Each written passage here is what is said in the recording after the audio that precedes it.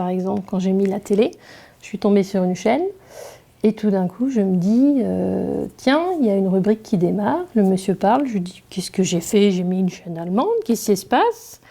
Et puis après, je dis que ah bah non, en fait, ils sont en train de parler alsacien.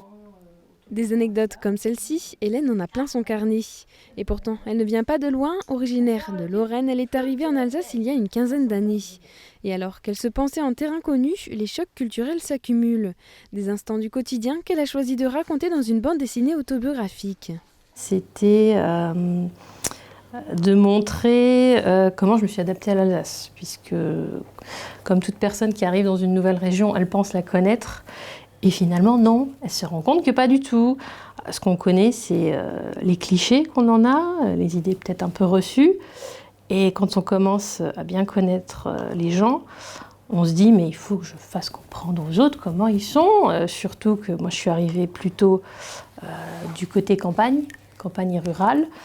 Donc je me suis dit, les gens ne connaissent pas du tout cette Alsace-là. Je suis en train de mettre au propre une case que j'ai fait très très sommairement sur le brouillon de la case pour placer les éléments.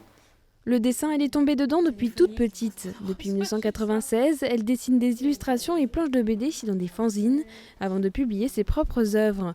Grâce à un financement participatif, elle compte bien réaliser son rêve, publier un album BD.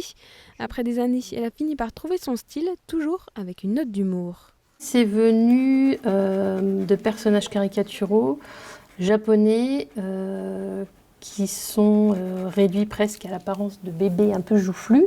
C'est le style kawaii qui veut dire mignon en japonais. J'ai trouvé que pour un style humoristique, ça s'y prêtait bien. Elle planche déjà sur son deuxième album, mais avant, elle compte bien faire connaître My Elsa's Life dans des festivals et la commercialiser sur Internet.